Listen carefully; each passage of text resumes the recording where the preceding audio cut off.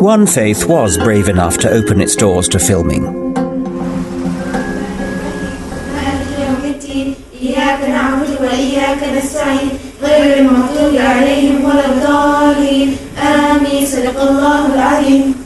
Right, assalamu alaikum girls. Right, now, we know what we're going to do this lesson. We're going to do some drama. I'm just thinking to myself, how universal is this story? Like back then, everything was according to the family, you got to obey them. This is Madani High School, an all-Muslim secondary school in Leicester, and one of 11 Muslim faith schools now in the state system. I've come to see firsthand how faith and education mix. This school gets good results, and many of the girls here hope to become the next generation of lawyers, doctors and teachers. Faith schools are sometimes accused of closing children's minds down by teaching them this is the one true faith, and you get your truth from Holy Scripture rather than from opening your mind to the world. Well, there's slightly a misunderstanding from those who think that way. If you come to our school and if you look at our lessons, they're very much open minds, thinking critically, understanding the world in a very critical fashion. Like all state schools, they teach national curriculum science here. But like many faith schools, they supplement this with religious lessons that they control and which are not subject to Ofsted inspection. In our school, when our teachers tell us stuff like teacher stuff, it's like whether it's up to us whether we believe it or not. The teachers do not disrespect our decision. Everybody has a right to their own decision at the end of the day. Yes. Suppose we take a fact like, are we and chimpanzees cousins? I mean, do you believe that we're cousins of chimpanzees? Or monkeys? No, I wouldn't think so. What do your perhaps we have a science teacher, have we? What do you teach about that? Well, yeah, we learn about in the curriculum because that's what we follow. We teach them the theory of evolution, but then I do tell them we in Islam our opinion about it, and the girls also have their own opinion and ask questions. So, Miss, do we really come from chimpanzees? But they all have their own opinions for that, and then come to their own decision, which every single one of them realise that actually we didn't, because we believe differently. Every single one of them comes to the conclusion that we did not evolve. Yeah. Everybody in your science class, everybody in the school comes to that conclusion. Well, in my class, yes, they did. How many is that? I mean, well, I teach 60 year 10 students, so right. 60 of them. And all 60 of them end up rejecting evolution. Yes, because obviously they have their beliefs, which is Islam. Yeah, about evolution. Evolution is that human evolved from apes and stuff.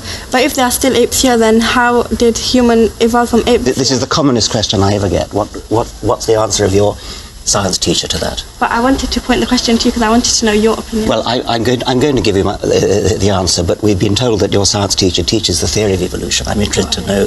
That's exactly what we teach them, that humans evolved from apes. Yeah.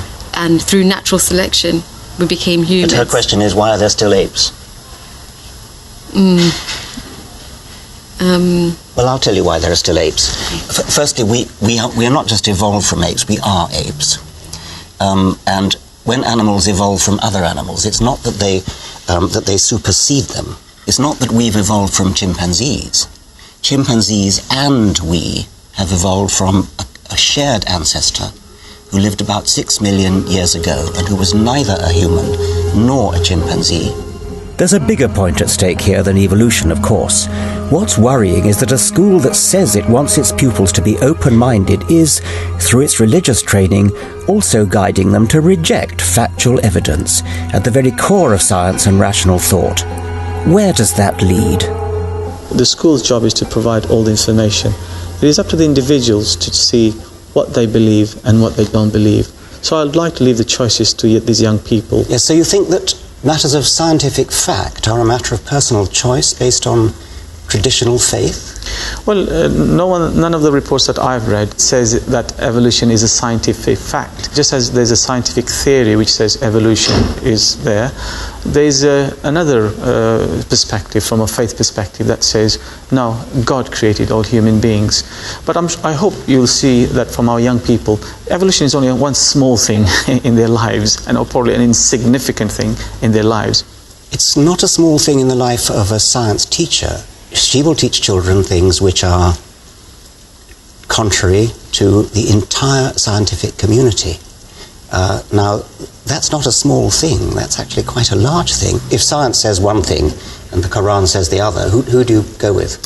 Well, I'd like to believe that because science, scientific knowledge and Quran are essentially from the same creator, there won't be a conflict. The conflict will probably arise in our understanding of those facts. Well, that sounds reasonable to me.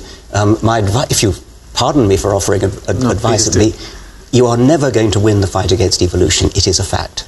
What you should do is to look at the Quran and reconcile it with evolution, which is what the Christians have done. In RE, we learned about science and the Quran. By the end of the day, we all came to one conclusion, that the Quran is evidence of science. So what science has proved to be just recently is already proved in the Quran 1400 years ago when it was written. But that doesn't include evolution, apparently. No, it doesn't.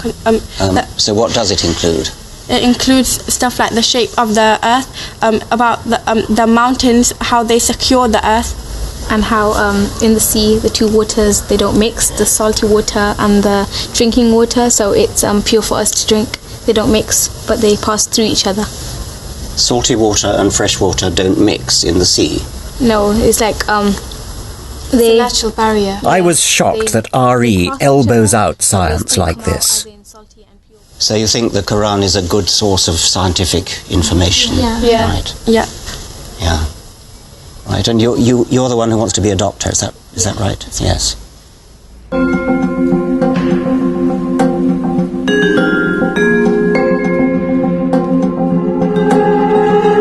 I can't be sure indoctrination triumphs over real learning like this in other faith schools, but I do worry there's nothing to stop it happening.